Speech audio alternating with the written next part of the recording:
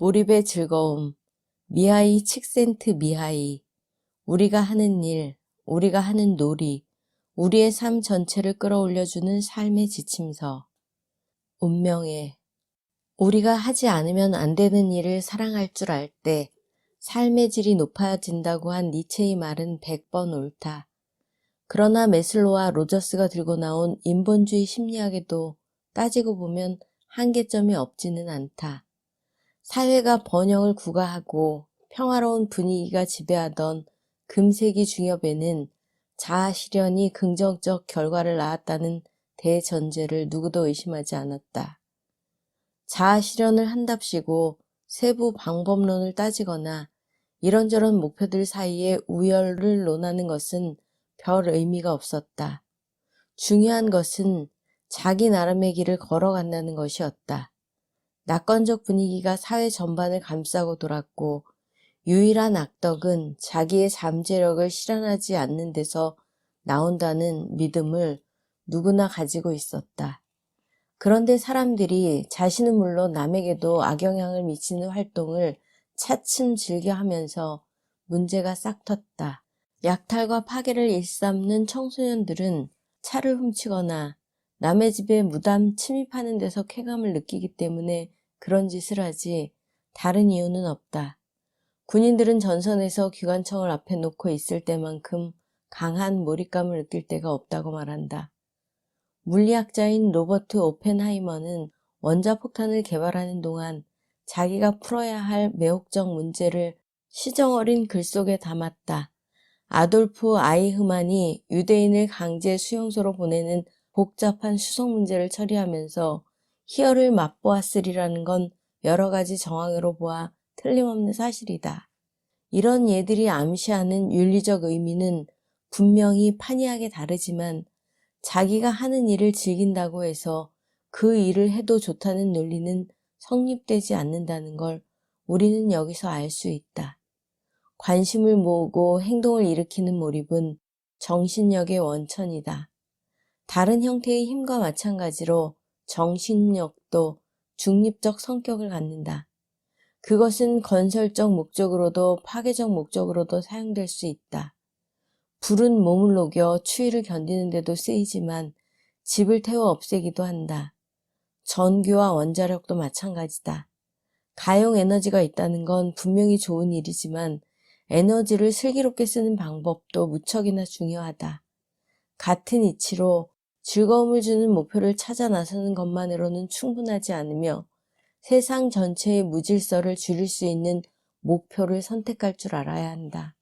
그런 목표를 어디서 찾을 것인가? 인간 세상에 나타나는 무질서의 성격을 규정하는 것은 예로부터 종교의 몫이었다. 기독교에서는 이것을 죄로 보았다. 죄는 개인과 공동체 또는 공동체의 가치를 훼손시키는 행동으로 나타났다. 사회가 도태당하지 않기 위해서는 사람들의 힘을 하나로 결집시킬 수 있는 긍정적 목표를 내걸 필요가 있었다. 사람들의 힘을 효과적으로 동원하기 위해 마련된 것이 모세, 모하메드 같은 특별한 인물의 예지, 환영, 말씀을 모은 선악의 판단 지침이었다. 그러나 목표들을 속세에서 통용되는 언어로 정당화하는 데는 한계가 있었다. 우리가 한 행위의 결과라는 것이 고작해야 이 세상에서 눈으로 확인할 수 있는 것이라면 비난을 감수하는 한이 있더라도 쾌락과 물질적 이익을 최대한으로 추구하는 것이 남는 장사라는 것을 모를 바보는 없기 때문이다. 모든 사람이 자기 이익만 쫓아서 행동한다면 공동체는 와해될 수밖에 없다. 그래서 모든 종교는 이기심에 눈이 먼 사람의 말로를 보여주는 시나리오를 준비해야 했다. 내세에서 비천한 동물로 태어난다든가 까맣게 잊혀진다든가 지옥의 불길로 떨어진다든가 하는 이야기는 그렇게 해서 생겨났다. 오늘의 시대가 풀어야 할 가장 큰 숙제는 우리가 이 세계에 대하여 알고 있는 내용의 틀에서 벗어나지 않으면서도 초월성을 가진 목표들의 새로운 터전을 발굴하는 것이다. 즉, 삶의 의미를 주는 새로운 신화를 만들어야 한다는 뜻이다. 그 신화는 고대의 신화들이 이미지와 비유와 사실을 통해 우리의 선조에게 삶을 이해할 수 있는 길을 터주었던 것처럼 오늘의 우리가 현실을, 가까운 미래를 헤쳐나갈 수 있도록 이끌어야 한다. 고대인들이 신화를 진심으로 믿었던 것처럼 우리도 새로운 율법의 진실성을 의심하지 말아야 한다. 과거에는 예언자가 신화를 만들어 공동체의 믿음에 힘을 실었다.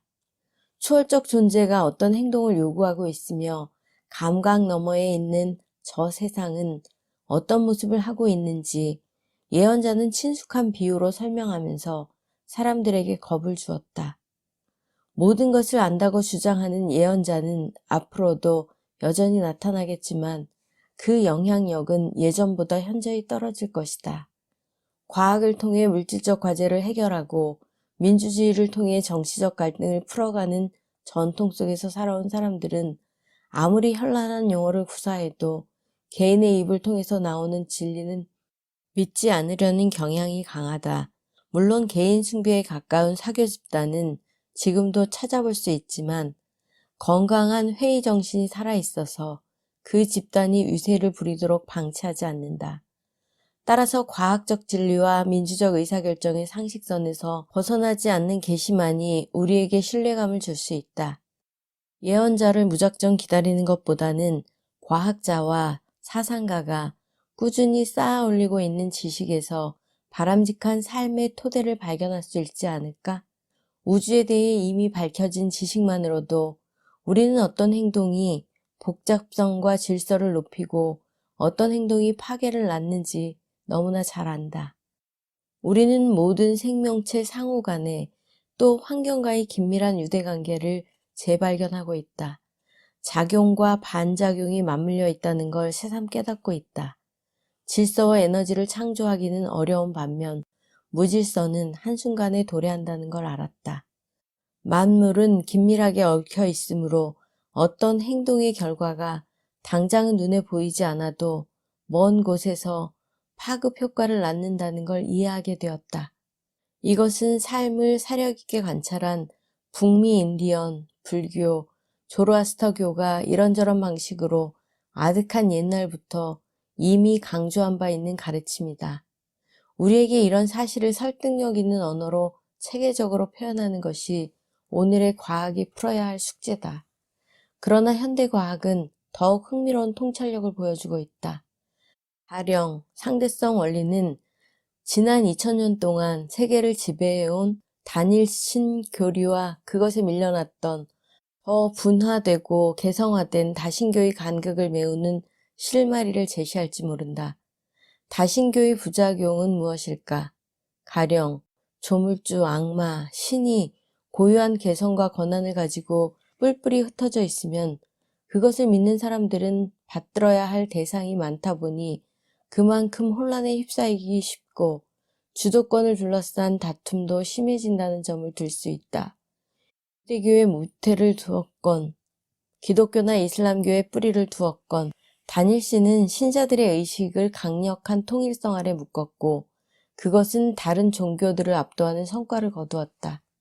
그러나 단일신의 문제점은 초월적 존재를 단 하나로 못 박음으로써 지나치게 독단으로 흐를 가능성이 높다는 것이다.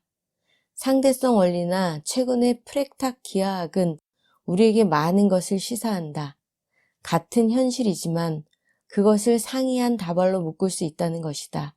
즉, 관찰자의 시점, 보는 각도, 시간대, 렌즈의 비율에 따라서 동일한 밑바닥의 진리가 아주 판이한 모습으로 떠오른다는 사실이다.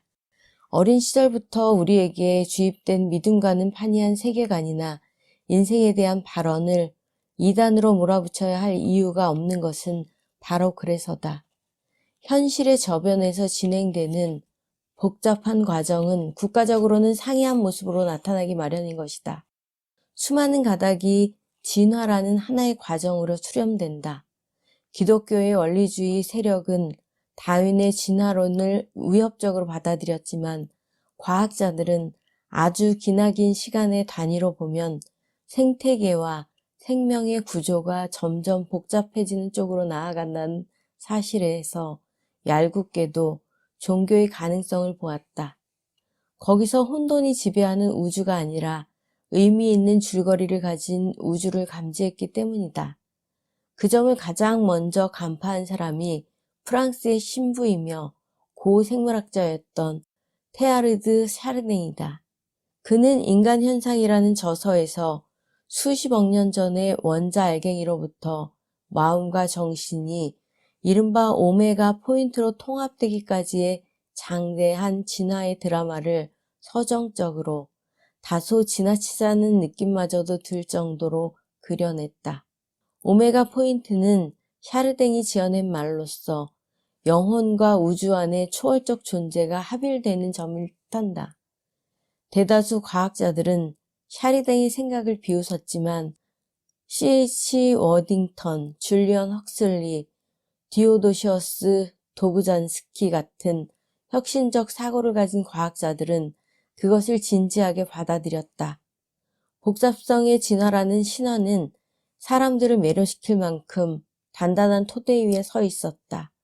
가령 소아마비 백신을 만들었지만 자신은 과학자면서 동시에 예술가, 인문주의자라는 자부심에 차 있었던 조너스 설크는 만년을 전생이 어떻게 내세를 이해할 수 있는 열사가 될 수 있는지를 탐구하는 데 바쳤다. 그의 말을 들어보자. 뭐라고나 할까? 나는 좀 더 근원적인 물음에 창조성 그 자체에 지속적으로 관심을 가졌다. 우리는 진화 과정의 산물이라는 게 내 생각이다. 창조적 진화라고 해도 좋다. 이제 우리는 과정 자체가, 아니, 과정의 일부가 되었다. 그런 관점에서 보니까 우주적 진화가 새삼 다가왔다. 우주적 진화를 크게 나누자면 먼저 내가 소위 전 생물학적 진화라고 부르는 물리적, 화학적 진화가 있고 그 다음에 생물학적 진화, 그리고 뇌와 정신의 메타 생물학적 진화가 있다. 여기에다 덧붙이고 싶은 것이 이른바 신학적 진화, 즉 목적을 가진 진화다. 내 목표는 진화와 창조성을 목적론적 관점에서 이해하는 것이라고 보아도 무방하리라. 이제 막 윤곽이 드러나는 지평선을 넘어서 그 배후의 전체상을 일거에 파악하려는 것은 좀 섣부를지도 모른다. 그러나 작가와 과학자들은 가까운 미래에 현실화될 세계상을 짜맞추느라 오늘도 부심하고 있다. 개중에는 좀 황당한 느낌을 주어서 상상의 영역에만 머물러 있는 것처럼 보이는 내용도 있다. 가령 소설가 마들렌 랑글은 인체의 세포 안에서 벌어지는 일이 사람들 사이에서 전개되는 역사적 투쟁과 평행선을 달리며 이것이 다시 초자연적 존재들 사이의 우주적 갈등을 반영한다는 줄거리로 아동용 장편 소설을 썼다. 이 소설가는 자기가 쓰는 공상과학 소설이 어떤 윤리적 의미를 갖는지를 뼈저리게 인식하고 있다. 그래서 소설 속에 등장하는 인물들이 아무리 고생을 하고 악의 힘에 휘말려 들기 일보 직전에 있어도 독자를 절망에 빠뜨리지 않는다. 희망을 품을 수 있도록 주인공을 살려내야 한다. 난 희망이 담겨있지 않는 책을 좋아하지 않는다. 읽고 나면 인생은 살아봤자라는 느낌이 드는 그런 책 말이다. 힘겹긴 하지만 그래도 인생은 견딜만 하며 결국엔 보람이 있다는 확신을 갖게 만드는 그런 책을 쓰고 싶다. 금세기의 가장 뛰어난 물리학자로 몇 손가락 안에 손꼽히는 존 아치볼드 휠러는 우리와는 무관하게 외부에 객관적으로 존재하는 것처럼 보이는 물질 세계가 사실은 얼마나 우리의 적극적 개입 덕분에 존립할 수 있는가를 규명하는 데 전력을 기울이고 있다. 저명한 수학과 의사인 벤저민 스포크 박사는 우리의 시대적 상황에 맞는 언어로 정신적 발전에 관한 자신의 이론을 재정립하려고 노력 중이다. 그리고 경제학자이며 사회운동가인 헤이즐 핸더슨처럼 면면이 이어지는 생명의 흐름을 그때그때 집약하는 것으로 자신의 정체성을 규명하는 독특한 철학의 소유자도 있다. 내 마음 한구석에서 느끼는 나의 모습은 외계인이다. 나는 지구를 잠시 방문하러 왔다. 사람의 형상을 하고 있을 뿐이다. 인간이라는 종에 유독 마음이 끌리기 때문이다. 그래서 인간의 육체를 빌린 것이다. 그러나 내 안에는 무한성이 있다. 나에게는 이것들이 너무나 친숙한 관념이다. 경박해 보일지 모르지만 이것이 내 나름의 수행이요 정진이니 어쩌겠는가. 육신의 부활, 외계인 납치, 초감각 지각을 연상시키는 이런 해괴망측한 주장에 과거의 미신인으로 돌아가자는 소리냐고 흥분할 사람들도 필시 있을 것이다. 그러나 이런 믿음을 문자 그대로 신봉하는 뉴에이지 계열의 사람들과 지금 내가 거론한 사람들은 분명히 다르다. 이들은 믿음은 가지만 언어로 표현할 길이 없는 근본적 현실에 조금이라도 다가서기 위해서 비유적으로 말하고 있을 뿐이다. 다른 사람은 몰라도 이들은 자신의 주장을 절대 액면 그대로 받아들이지는 않을 거라고 나는 자신한다. 자신들이 알고 있는 지식 자체가 진화 과정에 있으며 몇 년이 지나면 그것은 전혀 다른 언어로 표현되어야 하리란 걸 너무도 잘 아는 사람들이기 때문이다. 진화는 과거와의 연속선에서 미래를 볼 수 있게 해주지만 의미 있고 만족스러운 삶의 길을 보장해주는 것은 아니다.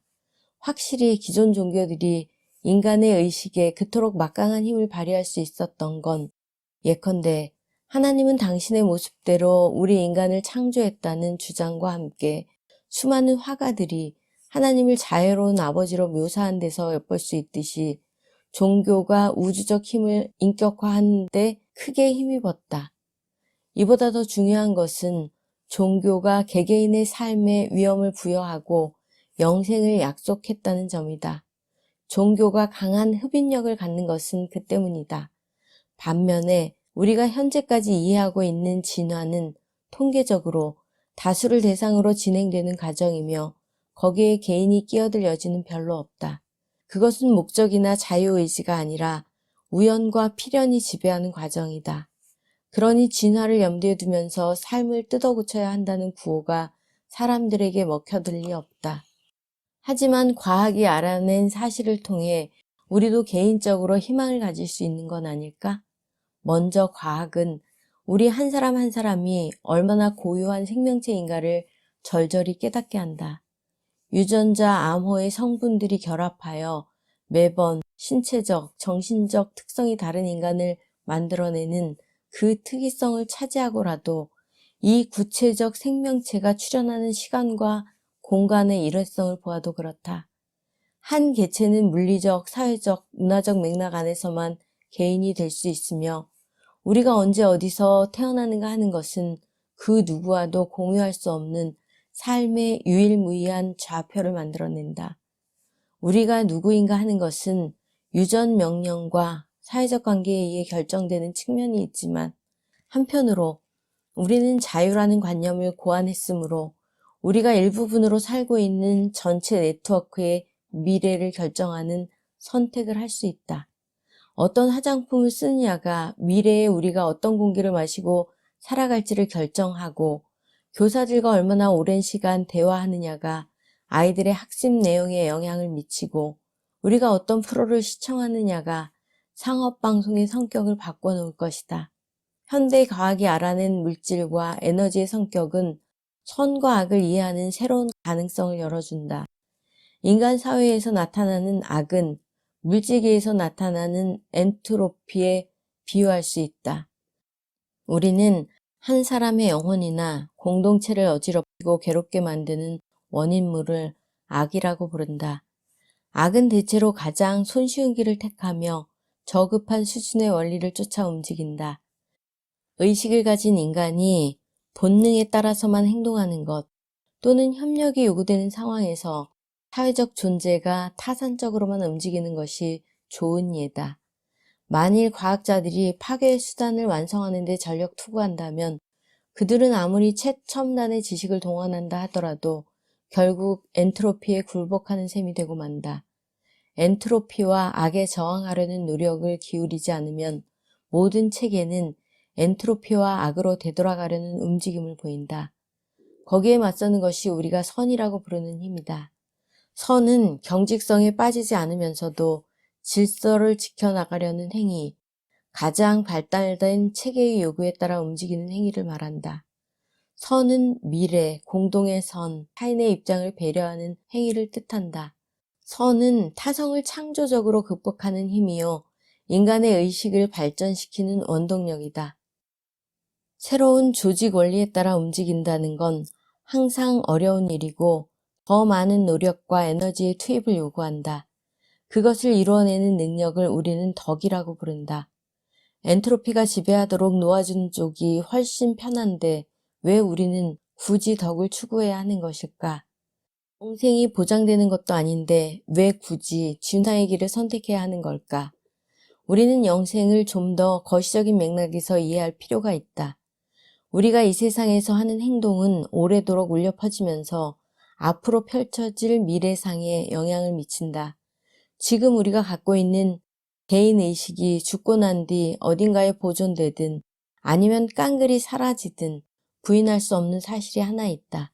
그것은 나라는 존재가 전체 현실을 구성하는 씨줄과 날줄의 일부분으로서 영원히 남으리란 것이다.